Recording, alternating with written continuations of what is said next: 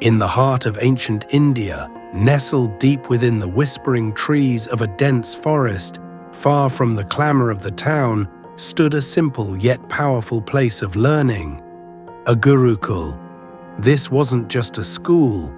It was a sanctuary where children came not only to learn from their wise master, but to live a life of discipline, humility, and service. Here, students did more than just study. They cooked their meals, cleaned their surroundings, and nurtured the earth around them. It was here that the seed of knowledge was sown with sincerity and effort. Among the many children who arrived at this Gurukul was a young boy.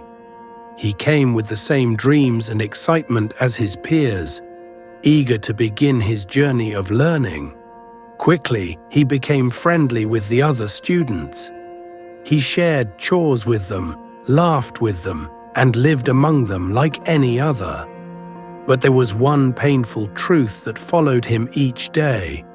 While others grasped lessons with ease, he struggled. No matter how attentively he listened, how hard he tried, the teachings seemed to slip away like sand through his fingers. The master, a wise and patient man, noticed the boy's struggle. He tried every method he knew, explaining things simply, giving more time, using examples, but nothing seemed to work. As time passed, the boy fell behind, and when the year ended, his classmates moved forward, excitedly stepping into the next level while he was left behind. It wasn't mockery that hurt him the most, though there was plenty of it. It was the heavy feeling that maybe, just maybe, he wasn't meant for this path. Eventually, even the master, despite all his kindness and persistence, found himself at a loss. Looking into the boy's eyes with a mixture of sorrow and affection, he said, "Son, I have given you all I could. Maybe education is not in your fate.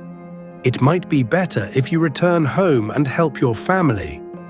The boy, heartbroken but unable to disagree, packed his things and left. His steps were heavy, his eyes low, not because he hated going home, but because he felt defeated. The sun blazed above as he walked under its scorching heat. His home was miles away, and each step seemed longer than the last. Lost in thought, he wandered through the countryside until thirst overcame him. Looking around desperately, he spotted a well near a small village. Women were drawing water, chatting in soft voices. He walked toward them and saw something curious, a large stone placed beside the well, worn down with deep grooves. The rope used to draw water had etched marks into the solid rock over years of use. He approached one of the women and asked, "How did these deep lines appear on such a hard stone?" She smiled and replied, "We didn't carve them. The rope did. With every pull, over time, the rope wore into the stone." That answer struck him like a thunderbolt. A rope, soft and flexible, had the power to mark stone, just through repetition. Then why couldn't he, with the same repetition, carve knowledge into his mind? That single realization turned his world around. He didn't continue toward home, instead he turned back, walking those miles again under the same hot sun, but this time with a fire burning inside. He returned to the Gurukul, eyes filled with renewed purpose. He bowed before his master and asked for one more chance. The master, seeing this spark, welcomed him without hesitation.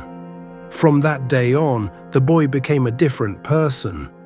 Every dawn saw him up before others, every night found him still buried in his work, while others slept.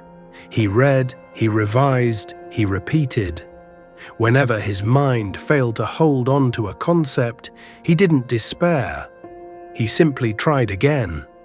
Slowly, what once seemed impossible began to make sense. Lines became lessons, Lessons became knowledge, and knowledge became wisdom. Years passed. The boy who once couldn't understand a single sentence became a fountain of knowledge. His name began to echo beyond the forest. That boy grew up to be known as Acharya Vardraj, one of the greatest scholars of Sanskrit grammar.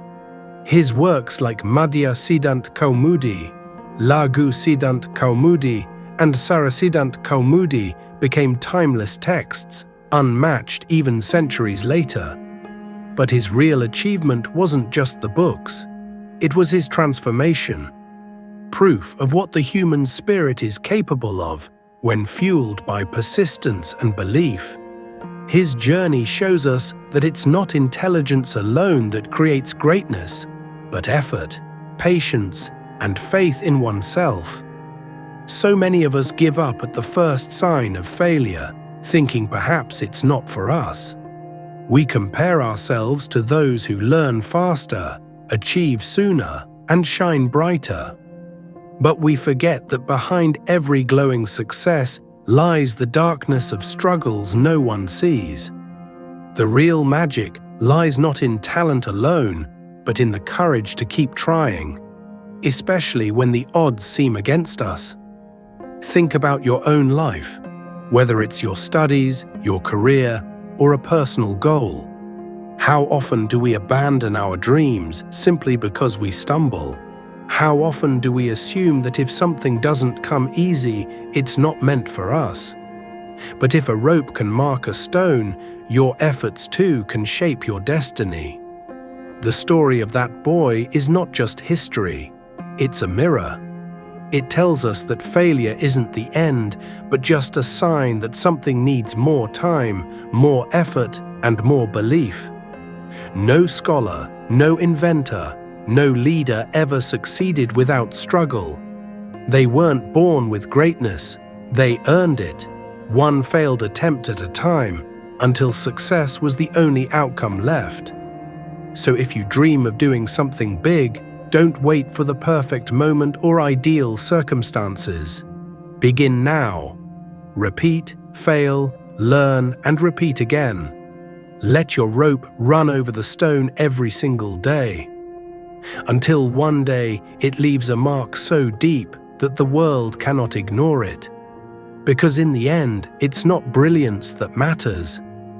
It's the grit to keep going when it's hard, the heart to believe in yourself when no one else does, and the spirit to rise again and again until you carve your name into time itself.